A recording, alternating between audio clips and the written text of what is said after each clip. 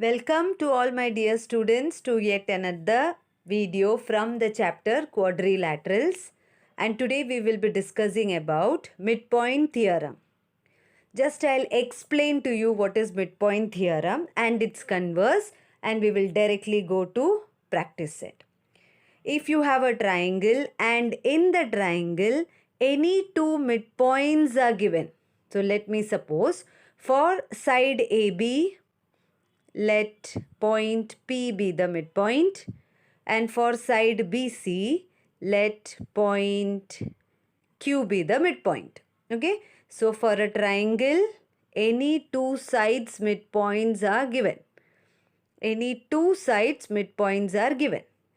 The segment that joins the midpoint, so as you can see, the segment PQ which joins the midpoints of two sides of a triangle, according to midpoint theorem, this segment PQ is parallel to the third side. Third side means whose midpoint you have not marked. AB side is taken, BC side's midpoint is also marked.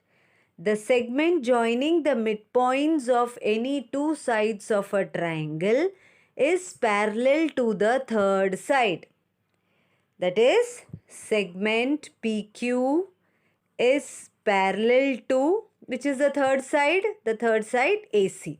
So here it is side AC. Similarly, the segment joining midpoints of any two sides of a triangle is half of the third side.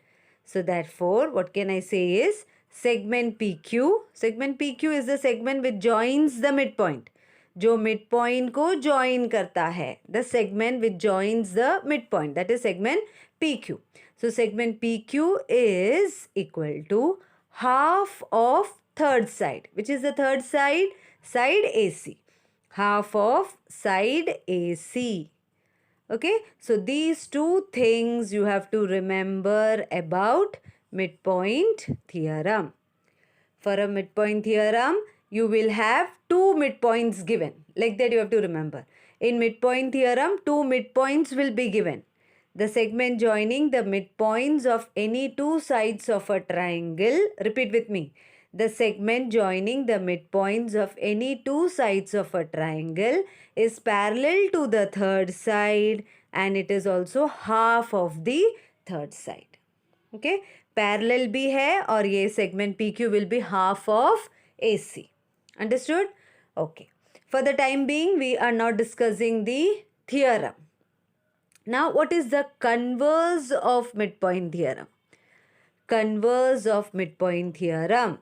The converse of midpoint theorem states that in this converse, the ulta, no? We will have a triangle, and one midpoint of any side will be given. Let us suppose one midpoint. So let us take this midpoint. Side, we will name it as XYZ. Triangle XYZ's one midpoint. Side XY's midpoint is given. We will name it as M. Okay, so M is the midpoint of side XY. Are you understanding? In converse, only one midpoint will be given. Okay, now this midpoint of one side of a triangle, and I will say that we have a segment from this midpoint, okay, and it is touching the other side. Now, I am not saying that this point N is the midpoint of ZY. Then it will be same like this, no? But what am I saying? I am saying in converse, what all things are given? Only one midpoint. Point M is the midpoint of side XY. Okay? Then the second given is segment MN is parallel to side XZ. This segment which is passing through one midpoint, the segment MN is parallel to XZ. Okay, so here we said that it is parallel. In converse, parallel is given. So if you have a scene like this, where one midpoint is given, so this will show that it is midpoint, M is midpoint, one midpoint is given and I am saying that Mn is parallel to the third side, that is xz. Therefore, by converse of midpoint theorem, we can say that, converse of midpoint theorem, what is the statement? Point N will automatically become the midpoint of YZ. एक midpoint दिया है और दूसरा, that is the side MN is parallel to XZ. Segment MN is parallel to XZ. Then the next point, okay, the next point of the segment, M is midpoint. The next point will automatically become the midpoint of the third side. Okay, so I will say that by converse of midpoint theorem, N is the midpoint of YZ. So what is converse of midpoint theorem? If a line drawn through midpoint of one side of triangle, this is one side, line is drawn through midpoint of one side, and this line is parallel to the other side, okay, parallel to the other side, and that side is XZ, then it bisects the third side. So this point N is the midpoint of YZ. Bisects means it divides into two equal parts. Side YZ is divided into two equal parts. Now I'll give you a clue how and when to write this midpoint theorem as reason and converse. In your question, if you see two midpoints given, okay, midpoints of two sides of triangle are given, so you will use midpoint theorem. If only one midpoint of the triangle is given, okay, three sides you have, and out of that only one midpoint of side is given, and they are talking about parallel side, Mn is parallel to XZ. Only one midpoint given means you will write the reason as converse of midpoint theorem. Okay, I hope you understood. Now we will directly start with practice set. Okay, so let us do the first sum of practice set 5.5. I have drawn the triangle and the name of the triangle is ABC. So we have triangle ABC and some information given. In the figure, points X, Y, Z are midpoints of side AB. Y is midpoint of BC and Z is midpoint of AC. Okay, this is given.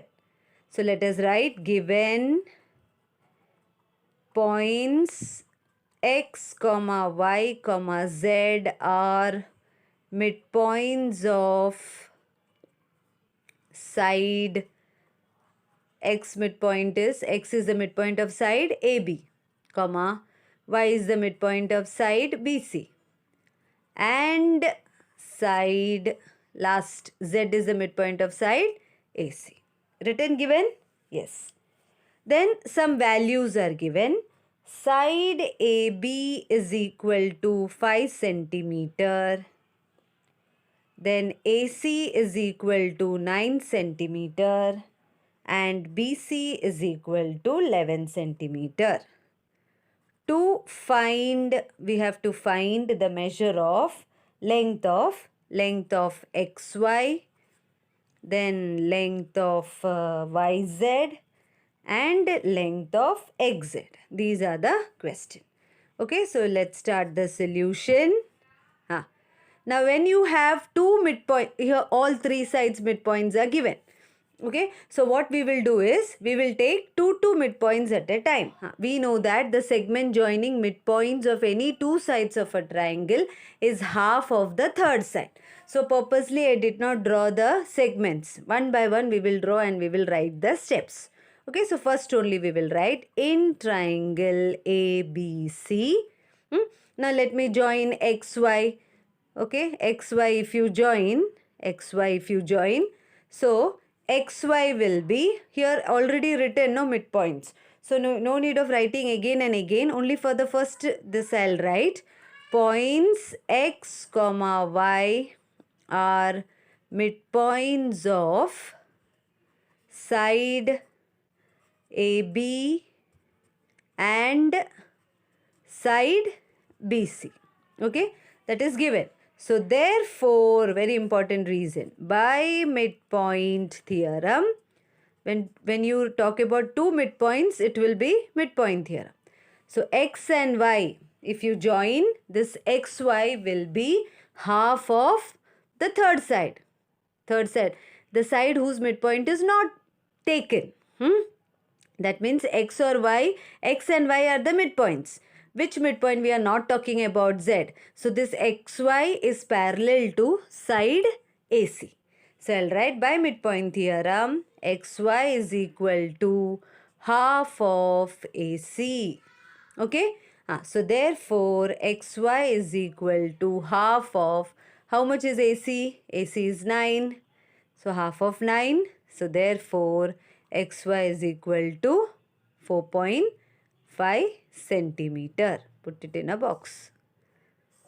Okay, so first answer we got, xy is done. Similarly, to find yz, yz is this way. Now this is yz. So now we will join midpoint y and z.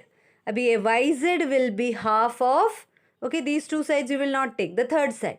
Yz will be half of AB by midpoint theorem. Okay, so directly you can write here, therefore, by midpoint theorem, which is the side? YZ. YZ is equal to half of, YZ is half of AB. YZ is equal to half of AB. Do you know AB is how much? AB is 5. So therefore, YZ is equal to half of 5, which is equal to 2.5 centimeter. Okay, so that is also done. YZ also done. Now XZ. XZ means these two midpoints you will join. Okay, these two gone. Now the third side is BC. So again write down, by midpoint theorem.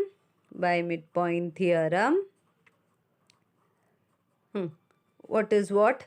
XZ is equal to half of, the third side is BC. Half of BC, and BC is how much? BC is 11. So XZ is equal to half of 11, which is equal to, what is half of 11? 0.5. Half of 11 is 5.5 centimeter. Okay. So by midpoint theorem, you got all the answers. Okay children, so I hope you understood the first sum of practice set 5.5. Next we will meet with another sum from this practice set 5.5. If you understood the sum, please click the like button and share some comments also. Thank you.